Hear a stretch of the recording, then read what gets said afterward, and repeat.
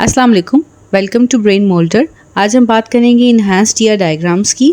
अगर आपको simple ER diagrams का कॉन्सेप्ट क्लियर है तो आप इसको कंटिन्यू कर सकते हैं। अगर आपको नहीं क्लियर तो लिंक डिस्क्रिप्शन में आपको मिल जाएगा, पहले उसे कवर कर लें और फिर इस वीडियो को कंटिन्यू करें। अच्छा जी, सबसे पहले बात कर लेते हैं कि आपके पास सिंपल ईआर डायग्राम्स और इन्हांस्ड ईआर डायग्राम्स में क्या डिफरेंस है। तो अगर आपको ये एग्जांपल याद है तो आपके पास यहाँ पर ये एक एम्प्लॉय था और एक डिपार्टमेंट था। लास्ट वीडियो में जो हमने बात की थी कि जो एम्प्लॉय है वो एक डिपार्टमेंट को में इनरोल्ड है या इसके लिए वर्क करता है, ठीक है।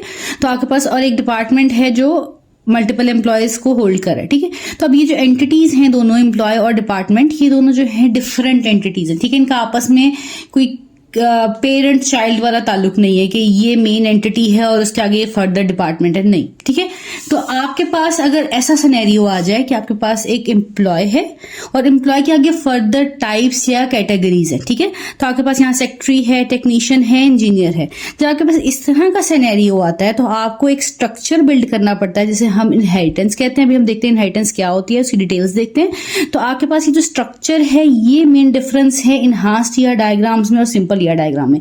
सिंपल ईआर डायग्राम में दो एंटिटीज को हम एक रिलेशनशिप से बिल्ड करते हैं, ठीक है। और इन्हांस्ड ईआर डायग्राम्स में ये स्ट्रक्चर एग्जिस्ट करता होता है, ठीक है। ये नहीं है कि ये स्ट्रक्चर एग्जिस्ट नहीं करेगा, लेकिन इसके साथ साथ हमारे पास कुछ इस तरह के स्ट्रक्चर्स भी अवेलेबल होते हैं, इसीलिए हम इसको इसका इन्हांस्ड वेरिएंट कहते हैं। क्लियर है? आपके पास जो इनहेंस्ड ईआर डायग्राम्स होती हैं उसमें क्या होता है कि उसमें कॉन्सेप्ट आ जाता है जिसे हम कहते हैं जी इनहेरिटेंस, ठीक है। इनहेरिटेंस बेसिकली क्या होता है? इनहेरिटेंस ये होता है कि एक मेन एंटिटी है या एक मेन आपके पास ऑब्जेक्ट है जो फर्दर आगे कैटेगराइज हो रहा है या फर्दर आगे टाइप्स में डिवाइड हो रहा है, ठीक है। अगर हम एक सिनेरियो लें, सिनेरियो ये है कि वही आईटी कंपनी वाला सिनेरियो ले लेते हैं कि आपके पास एक एम्प्लॉय है और उस एम्प्लॉय के आगे जो है आपके पास फर्दर कैटेगरीज अवेलेबल हैं कि आपके पास एक इंजीनियर अवेलेबल है, टेक्नीशियंस अवेलेबल हैं और कुछ सेक्रेटरीज अवेलेबल हैं, ठीक है। तो आप जब ये सिनेरियो है तो बेसिकली क्या है, एक पेरेंट है और पेरेंट के आगे फर्दर कैटेगरीज हैं। इसको हम बेसिकली इनहेरिटेंस कहते हैं। और इनहेरिटेंस से क्या मुराद है कि जो सेक्रेटरी है वो अपने पेरेंट के जो एट्रीब्यूट्स है वो इनहेरिट करता है, ठीक है। अब इनहेरिटेंस में आके दो टाइप्स आ जाती हैं। एक चीज है जी स्पेशलाइजेशन, जिसे हम टॉप डाउन अप्रोच कहते हैं, और दूसरी होगी जनरलाइजेशन। पहले देख लेते हैं कि स्पेशलाइजेशन क्या होती है, ठीक है। अगर आपको कुछ ऐसा सिनेरियो गिवन है कि आपके पास एक एम्प्लॉय, आपको पहले बताया गया कि एक एम्प्लॉय एग्जिस्ट करता है, ठीक है। उस एम्प्लॉय का एम्प्लॉय आईडी है, एम्प्लॉय नेम है।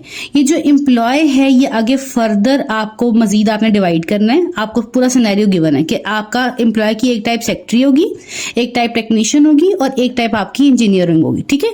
तो जब आपके पास ऐसा सिनेरियो आ रहा है तो दैट मीन्स पहले आपको एम्प्लॉय की गाइडेंस दी गई थी और बाद में आपको इन तीनों को डिफाइन करने को कहा गया।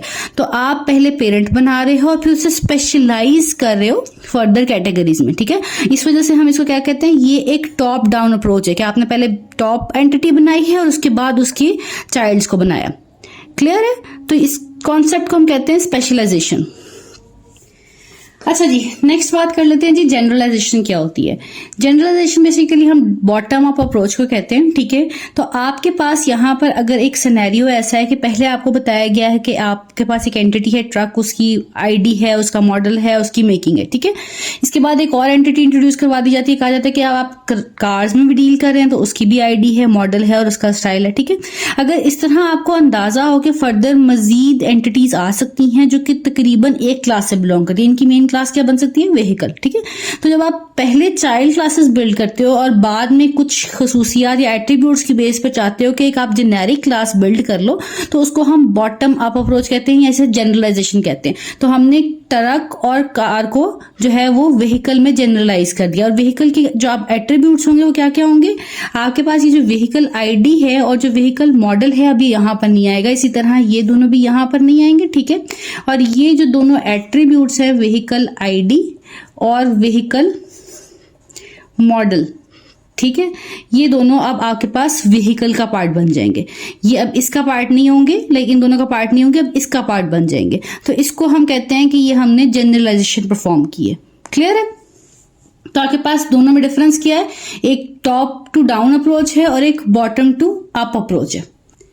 अच्छा जी, अब हम देखते हैं कि जो स्ट्रक्चर हमने बीच में डेवलप किया है इसका क्या पर्पज है। तो आपके पास जब पहली टाइप ये आ जाती है कि आपके पास एक एम्प्लॉय है, एक पेरेंट है और उसके फर्दर 3 चाइल्ड हैं, सिंपल इनहेरिटेंस है। ठीक है, सिंपल इनहेरिटेंस में एक कंस्ट्रेंट आती है जिसे हम कहते हैं डिसजॉइंट। डिसजॉइंट से क्या मुराद है कि जो एक एम्प्लॉय है वो एक टाइम पर सेक्रेटरी होगा, लाइक एक एम्प्लॉय का जो इंस्टेंस है एम्प्लॉय आईडी वगैरह, तो वो सेक्रेटरी होगा। ठीक है, और दूसरा इंस्टेंस लेट्स सपोज टेक्नीशियन से बिलोंग करता है। ठीक है, और तीसरा इंस्टेंस जो है वो आपका इंजीनियर से बिलोंग करता है।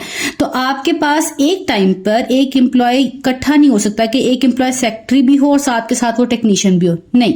आपके पास जो एक एम्प्लॉय है या तो वो सेक्रेटरी होगा या वो टेक्नीशियन होगा या वो इंजीनियर होगा। ठीक है, तो इस केस को हम डिसजॉइंट कहते हैं कि ये डिसजॉइंट सब क्लासेस हैं, इनका आपस में डायरेक्ट कोई लिंक नहीं है। डायरेक्ट लिंक से मुराद ये है कि ये नहीं है कि एक एम्प्लॉय इन दोनों से बिलोंग करता होगा, नहीं, एट अ टाइम एक चीज से बिलोंग करेगा। तो इस चीज को हम कहते हैं कि ये डिसजॉइंट कंस्ट्रेंट है आपके पास इनहेरिटेंस के अंदर। क्लियर है? अच्छा जी, अब डिसजॉइंट से ऑपोजिट क्या होता है? ओवरलैपिंग। तो हमारे पास जब ओवरलैपिंग का रिलेशन आता है वो कुछ इस तरह से होता है कि आपके पास एक मेन पेरेंट एंटिटी है जिसको हम पर्सन कह रहे हैं, आगे वो फर्दर डिवाइड हुआ है वुमन में, ड्राइवर में, इंजीनियर में। ठीक है, तो अब अगर एक इंस्टेंस है पर्सन का, वो एट अ टाइम वुमेन भी हो सकता है और ड्राइवर भी हो सकता है। ठीक है, तो ये बेसिकली केस ओवरलैप कर रहा है, लाइक चाइल्ड क्लासेस जो है वो ओवरलैप करी। लाजमी नहीं है कि जो पर्सन है वो सिर्फ वुमेन होगा, वो ड्राइवर नहीं हो सकती। ठीक है, या वो इंजीनियर नहीं हो सकती, तो ऐसा नहीं है। ठीक है, अगर आपके पास ऐसा केस अवेलेबल हो जिसमें 2 क्लासेस या तीनों क्लासेस ओवरलैप कर रही हो या वो अलग अलग भी आ सकती हैं, ऐसा कोई मसला नहीं है, तो अब उस केस में आप क्या करोगे, उसमें आप ओवरलैपिंग मेंशन करोगे जहां भी आपको ओवरलैपिंग शो होगी या नजर आ रही होगी केस में या रिक्वायरमेंट में। अच्छा जी, आप यहाँ पर देख रहे हैं कि ये नहीं होता लाजमी कि एक या दो या 3 टाइप्स होंगी तभी आप इनहेरिटेंस शो कर सकते हैं। अगर आपके पास एक टाइप भी अवेलेबल है तब भी आप इनहेरिटेंस को शो कर सकते हैं। उसमें बस ये डिफरेंस आ जाता है कि आप यहाँ पर वो राउंड प्लेस नहीं करते, आप सिंपल उसको डायरेक्ट अटैच करते हैं। ठीक है, तो ये एम्प्लॉय है और उसके आगे फर्दर टाइप है मैनेजर, तो आप इसको इस तरह से मेंशन करेंगे। क्लियर? आपके पास एक और सिनेरियो है, वो सिनेरियो ये है कि जो एक एम्प्लॉय है वो पर मंथ सैलरी लेता है या पर आवर सैलरी लेता है। ठीक है, तो जब इस तरह का केस आप शो कर रहे हैं तो आपके पास 2 एंटिटीज हैं, सैलरीड है और आवर्ली एम्प्लॉयर। ठीक है, अब यहां पर आपके पास जो मेन एम्प्लॉय है वो लाजमी सैलरी लेगा, चाहे वो पर मंथ ले रहा है चाहे वो पर आवर ले रहा है। तो हम क्या कर रहे हैं, इसको हम टोटल पार्टिसिपेशन के तौर पे शो कर रहे हैं। अगर आपने टोटल पार्टिसिपेशन का कॉन्सेप्ट नहीं पता तो अगेन मैं लिंक प्रोवाइड कर रही हूँ, आप पहले जाकर सिंपल ईआर डायग्राम में ये पार्टिसिपेशन को देख लें एक दफा, तो आपको आइडिया हो जाएगा पार्टिसिपेशन एक्चुअली में होती क्या है।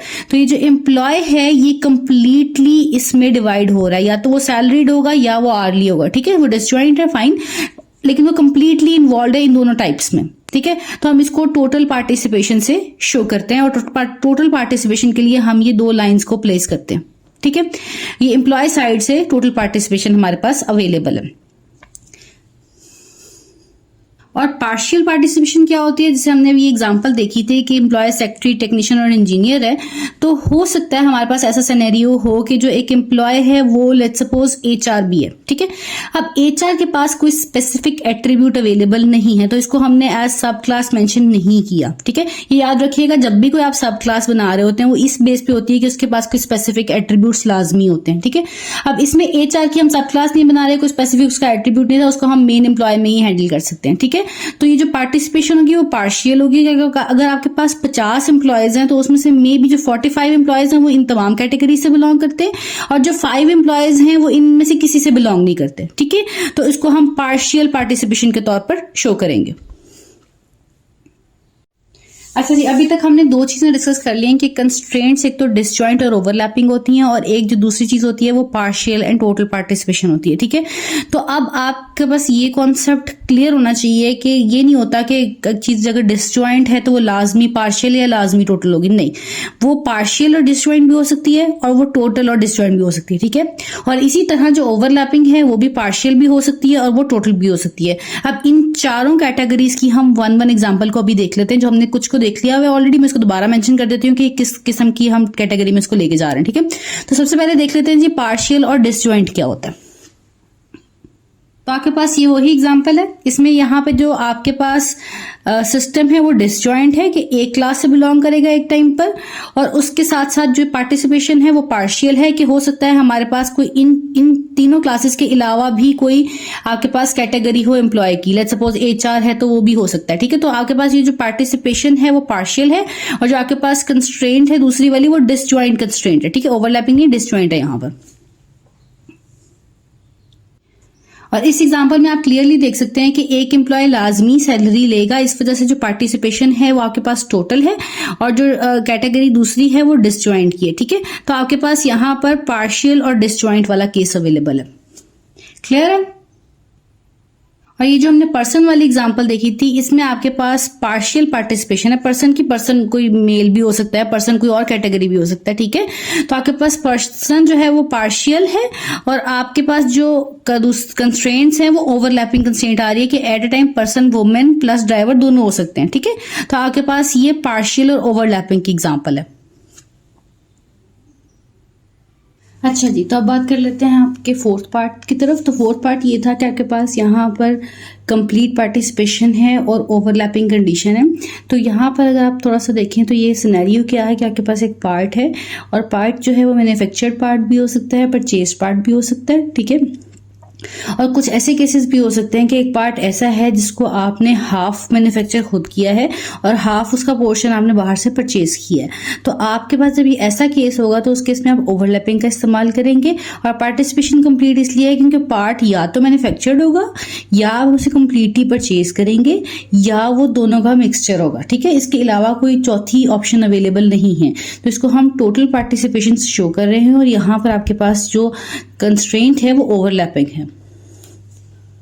चलिए जी, जो अभी तक के सिनेरियोज देखे हैं उसको हम यहाँ पर इकट्ठा करके प्लेस करते हैं कि आपके पास सिनेरियो एक ये था कि एक एम्प्लॉय है, ठीक है। उस एम्प्लॉय के आगे फर्दर टाइप्स हैं सेक्रेटरी, टेक्नीशियन और इंजीनियर, उसको हमने डिसजॉइंट कह दिया और ये पार्शियल है, ठीक है। इसके बाद आपके पास एक मैनेजर था जो डायरेक्टली एम्प्लॉय की कैटेगरी है, ठीक है। और इसके बाद आपके पास एम्प्लॉय जो है वो पर मंथ सैलरी भी ले सकता है, पर आवर सैलरी भी ले सकता है, तो ये भी आपके पास डिसजॉइंट है, और ये आपके पास टोटल पार्टिसिपेशन है। फाइन, तो यहां तक तो आपके पास हो गया जिस आपके पास सिंपल इनहेरिटेंस। सिंपल इनहेरिटेंस से क्या मुराद होता है कि आपके पास जो है आपका एक पेरेंट है, ठीक है, और आपके मुख्तलिफ चाइल्ड या सब क्लासेस अवेलेबल है। क्लियर है। अभी हम बात करते हैं इसके बाद मल्टीपल इनहेरिटेंस की कि वो क्या होती है। अच्छा जी, अब हम मल्टीपल इनहेरिटेंस की बात करते हैं। मल्टीपल इनहेरिटेंस क्या होता है कि आपके पास एक चाइल्ड क्लास होगी और वो मल्टीपल पेरेंट्स से इनहेरिट कर रही है, ठीक है। तो अगर आपके पास एक कैटेगरी आ रही है या एक टाइप आ रही है, जिसे आप कह रहे हो कि इंजीनियर मैनेजर है, ठीक है। जो इंजीनियर मैनेजर है वो इंजीनियर भी होगा लाजमी, ठीक है, वो मैनेजर भी होगा, और उसकी कोई ना कोई लाजमी सैलरी भी होगी।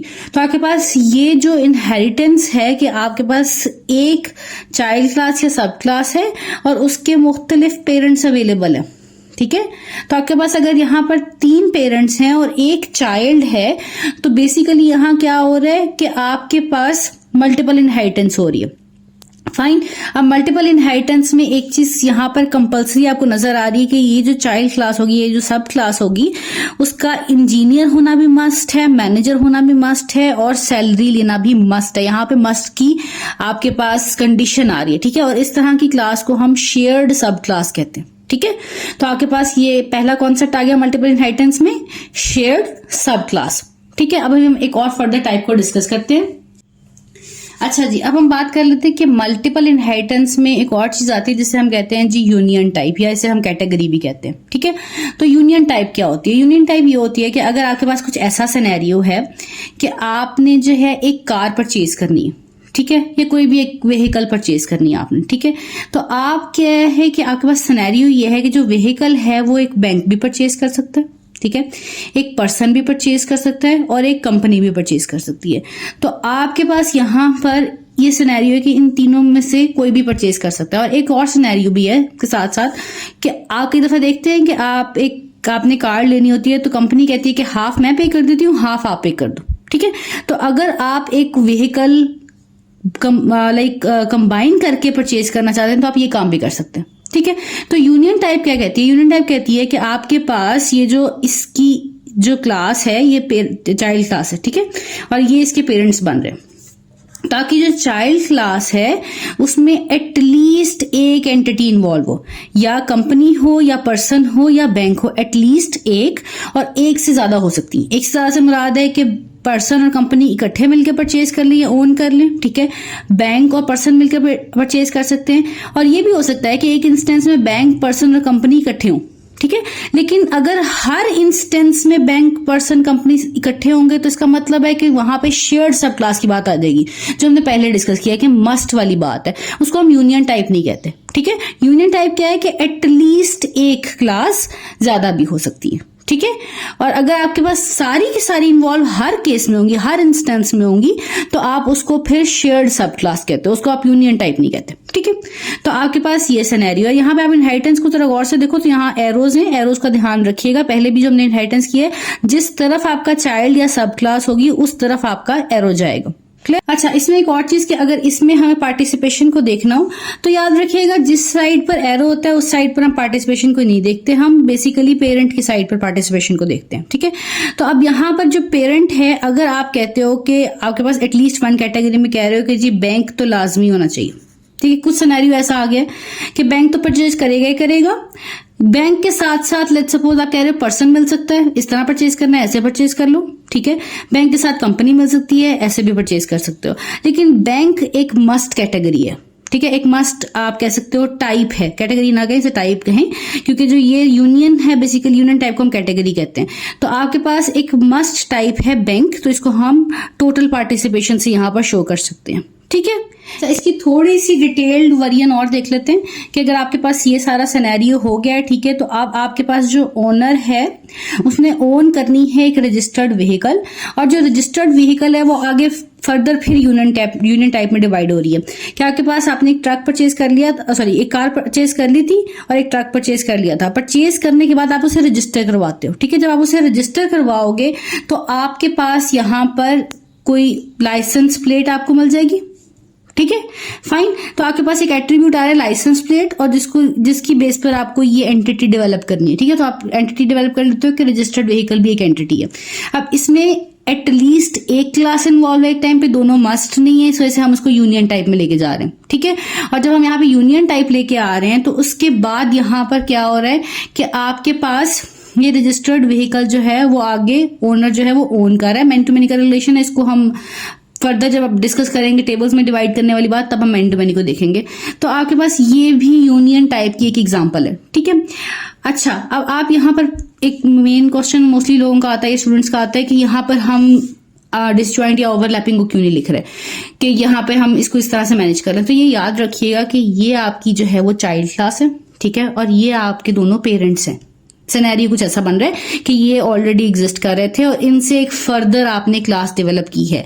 अगर आप बात करते हैं डिसजॉइंट और ओवरलैपिंग की, तो कुछ इस तरह से होना चाहिए था कि अगर आप बात करें, अच्छा नहीं इसको एक व्हीकल में तो भी तो हम कर सकते हैं, तो एक व्हीकल की क्लास है, ठीक है, वो फर्दर आगे डिसजॉइंट होकर डिवाइड हुई हुई है ट्रक और कार से। जिस तरफ को इनहेरिटेंस जा रही है वहां हम एरोज या राउंड, ये राउंड होता है, एरो नहीं होता, आप इन राउंड्स को शो करेंगे, ठीक है। और यहां से ये व्हीकल है, क्लियर है। तो अब ये इस केस में क्या है जी, पेरेंट, ठीक है, और ये हैं इसके चाइल्ड्स। तो ये आपके पास डिसजॉइंट या ओवरलैपिंग इस केस में आता है, ठीक है। जब आप मल्टीपल इनहेरिटेंस की बात कर रहे हो कि दो पेरेंट्स हैं और वो एक में डिवाइड हो रहा है, तो उसमें या तो यूनियन टाइप आएगी या शेयर्ड सब क्लास आएगी, डिपेंड आपका सिनेरियो कैसा है। डायग्राम्स हम इसे इंशाल्लाह नेक्स्ट वीडियोस में कवर करेंगे। अगर आपको ये वीडियो पसंद आई हो तो काइंडली लाइक कर दीजिएगा और इस चैनल को सब्सक्राइब कर दीजिएगा। Thank you.